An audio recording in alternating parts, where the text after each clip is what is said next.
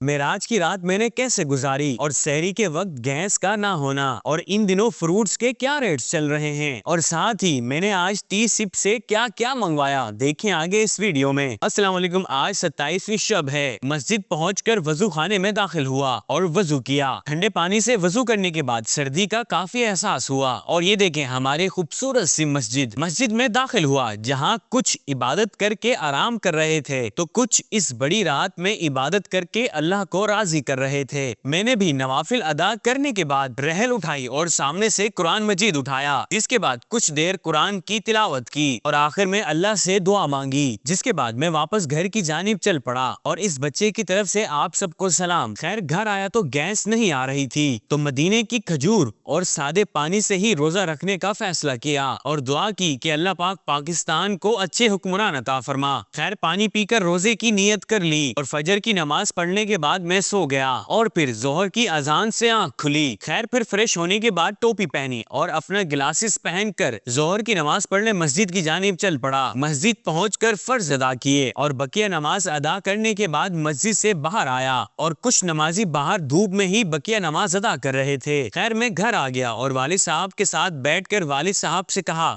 بابا سے دیکھنے والوں کو معراج کا واقعہ بتا دیں شارٹلی سا کہ معراج کے دن کیا ہوا تھا، معراج کی رات کیا ہوا تھا۔ یہ جو رات ہے بہت بڑی برکت والی رات ہے، بہت عظمت والی رات ہے۔ یہ وہ رات ہے جس میں اللہ رب العزت و تعالی جل شانہ نے آپ صلی اللہ علیہ وسلم کو معراج کرایا۔ اللہ رب العزت و تعالی جل شانہ نے حضرت جبرائیل امین کو براق کا حکم دے کر کے جنت میں جاؤ، جبرائیل اور جنت سے براق لے کر میرے محبوب کی بارگاہ میں حاضر ہو جاؤ۔ تو جبرائیل امین براق لے کر آپ صلی اللہ علیہ وسلم کی بارگاہ میں حاضر ہوئے اور آپ صلی اللہ علیہ وسلم کی خدمت میں عرض کی کہ ان اللہ اشتاق الی لقائک یا رسول اللہ، یعنی ایک طرف موسیٰ علیہ نبی جناب علیہ السلام بار بار یہ عرض کر رہے ہیں کہ یا اللہ میں تیرا دیدار کرنا چاہتا ہوں، رب فرماتا ہے لن ترانی، تو مجھے نہیں دیکھ سکتا، اور ایک طرف ہمارے پیارے آقا صلی اللہ علیہ وسلم آپ تشریف فرما ہیں اور جبرائیل امین حاضر خدمت ہوتے ہیں اور عرض کرتے ہیں، خود عرض کرتے ہیں کہ ان اللہ اشتاق الی لقائک یا رسول اللہ، یا رسول اللہ صلی اللہ علیہ وسلم، اللہ رب العزت آپ کی ملاقات کا مشتاق ہے۔ سبحان اللہ، دیکھو آپ صلی اللہ علیہ وسلم کا مقام دیکھو۔ تو عرض کی یا رسول اللہ صلی اللہ علیہ وسلم، یہ تمام فرشتے یہ آپ کی خدمت میں حاضر ہیں، 70,000 فرشتوں کی جماعت لے کر جبرائیل امین حاضر ہیں۔ پھر مختصر عرض کرتا ہوں کہ آپ کو لے کر مسجد حرام سے مسجد اقصیٰ تک لے جایا گیا۔ مسجد اقصیٰ میں جب پہنچے تو تمام انبیاء صفیں باندھ کر آپ کے انتظار میں موجود تھے، مصلی خالی تھا۔ جبرائیل امین نے اذان پڑھی اور امامت کے لیے کون؟ آپ صلی اللہ علیہ وسلم۔ لوگ کہیں آپ اللہ رب العزت نے یہاں پر اپنے محبوب کا مقام بتایا کہ کہیں لوگ یہ نہ سمجھیں کہ بعد میں آنے والا مقام میں بھی بعد میں ہوگا، لیکن نہیں، جو پہلے آنے والے تھے وہ پیچھے کھڑے تھے اور جو بعد میں آنے والا تھا وہ اللہ جبرائیل نے عرض کی کہ یا رسول اللہ صلی اللہ علیہ وسلم آپ امامت فرمائیے۔ پھر اس کے بعد مختصر بتاتا ہوں، پھر آسمان کی طرف بلندیوں کا سفر شروع ہوا اور جبرائیل امین جب اپنے مقام پر پہنچے، سدرۃ المنتہا کے مقام پر، جبرائیل نے عرض کی یا رسول اللہ صلی اللہ علیہ وسلم میری بس اب اگر ایک بال برابر بھی اگر میں اوپر جاؤں تو اللہ کے نور اور تجلیات سے میرے پر جل کر راکھ ہو جائیں گے، اور جن کو یہ لوگ بشر کہتے ہیں، نور مانتے نہیں ہیں، ان کو عقل آنی چاہیے کہ جس کو تم صرف بشر نور مانتے نہیں ہیں وہ اپنے نالین مبارک سمیت جہاں جبرائیل رک جائے، آپ اپنی نالین مبارک سمیت آپ اس سے اوپر جا رہے ہیں۔ آپ صلی اللہ علیہ وسلم سفر کرتے کرتے کرتے پھر لا مقام پر پہنچے جہاں کوئی مقام نہیں تھی، کوئی حد نہیں تھی۔